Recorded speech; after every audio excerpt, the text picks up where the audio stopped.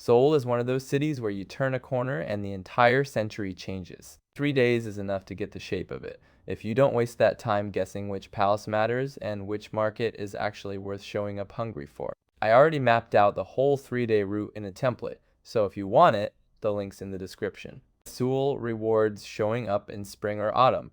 Cherry blossoms or foliage, mild temps, clear air. But the city runs hard year-round, so pick your season and just know what you're signing up for.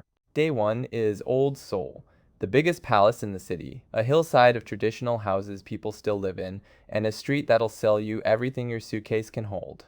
Gyeongbokgung is the palace from every Seoul travel thumbnail, enormous stone courtyards, guards in full traditional armor, mountains rising behind the rear gate.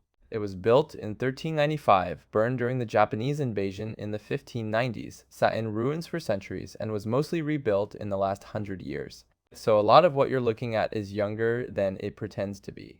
But those reconstructions sit on the original foundations, and the throne hall standing alone in that open courtyard is genuinely striking. Get here right at opening for the guard changing ceremony and the empty courtyard photos, because by late morning the tour buses roll in and the place fills fast.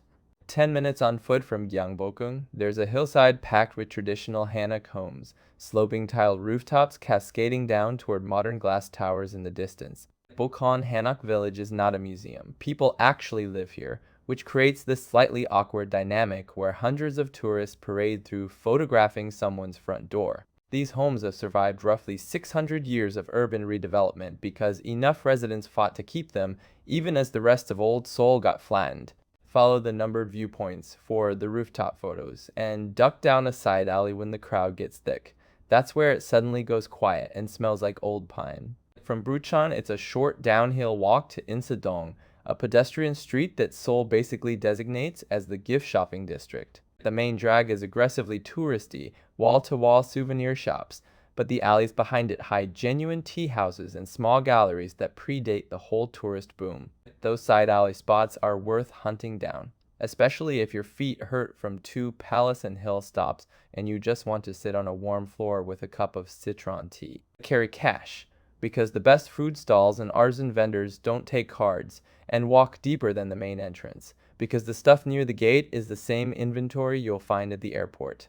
Day 2 opens with Seoul's loudest, most honest food market, swings through a building that looks like it dropped from space, and ends on a mountaintop watching 10 million people turn their lights on. Gwangjang Market has been running since 1905, and it's where Seoul actually eats, not where tourists eat, where locals eat. The bindaetteok stalls near the south entrance have been frying the same mung bean pancake recipe for generations. Find the stall with the longest line of Korean speakers and sit down. It's loud, ajoma vendors shouting over sizzling oil and fermented soybean steam, and it smells incredible, and none of it was built for you, which is exactly what makes it worth your time. Come hungry, bring cash, and show up early, because by late morning, the tour groups figure it out, and the best stalls already have lines. From a century-old market to a building with no straight lines, Dongdaemun Design Plaza is Zaha Hadid's final built work, and it looks less like architecture and more like something that landed. There's not a single right angle in the entire structure. It was designed on software and built with techniques that barely existed a decade before construction started. The aluminum skin catches light differently every hour, and after dark, the LED rose garden on the East Plaza glows pink against those silver curves. It's genuinely surreal. The architecture is the attraction here, not the exhibitions inside, which are hit or miss.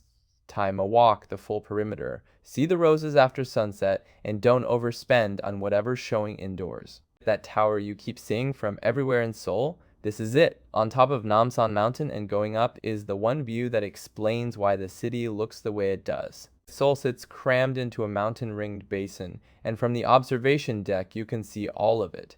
At sunset, you watch 10 million people's lights come on at once. The cable car ride up is half the experience. A slow ascent over the tree line with the city opening up below. But the sunset line is brutal, so book that combo ticket ahead of time. If the cable car queue is absurd, the paved trail up Namsan takes about 35 minutes and is honestly pleasant. You'll arrive smug and skip the wait entirely. The last day pairs a quieter, more beautiful palace with the loudest shopping street in Korea and ends with a stream that used to be a highway. Changdeokgung is the palace UNESCO listed, not because it's bigger than Gyeongbokgung, but because the buildings were arranged to work with the landscape instead of imposing geometry on it. The highlight is the secret garden, a walled section behind the palace where Joseon royalty retreated to escape the stress of running a country. Pavilions reflected in still lotus ponds, water over rocks, trees older than the last few governments. Limited daily access means it actually feels secret, which is rare in a city this dense, but that also means the secret garden tickets are time-slotted, and they sell out. Book this one online before your trip. If you have to choose between the main palace grounds and the garden, pick the garden, because that's the UNESCO-listed part, and the reason this palace matters more than the others. After the quiet of Changdeokgung, Myeongdong hits like a wall of competing K-pop soundtracks, sizzling grills and store employees pressing free skincare samples into your hands as you walk past. This is K-Beauty Ground Zero, multiple streets packed with cosmetic shops, each one staffed by people whose energy lands somewhere between welcoming and aggressively professional. The side streets are calmer and have better food, so once you've done your browsing, duck into an alley for egg bread or fish cake skewers, and actually sit down for a minute.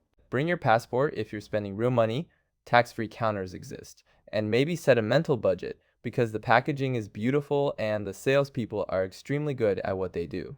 There's a creek running through the middle of downtown Seoul, and the wildest part is that 30 years ago this was a 6-lane elevated highway. The city tore down the highway, excavated the buried stream bed, and restored water flow. It was deeply controversial and is now one of Seoul's most beloved public spaces. You step down from street level into the stream corridor and the noise of the city drops, just running water between office towers, a completely different Seoul a few feet below the sidewalk. Come after dark because the waterfalls and lighting are designed for it, and start at Cheonggyecheon Plaza near City Hall. Even 30 minutes walking east along the water is the right way to finish 3 days here. Seoul is a city that rebuilt itself out of ruins and then kept going. Palaces next to neon, markets older than the country, and a river it put back after burying it under a highway. That Seoul 3-day template is live, pre-built route, editable map, ready to share with whoever's coming with you, links in the description, and the pinned comment. Drop a comment with the stop you'd add or the one you'd cut. I read all of them, and it helps the next person watching.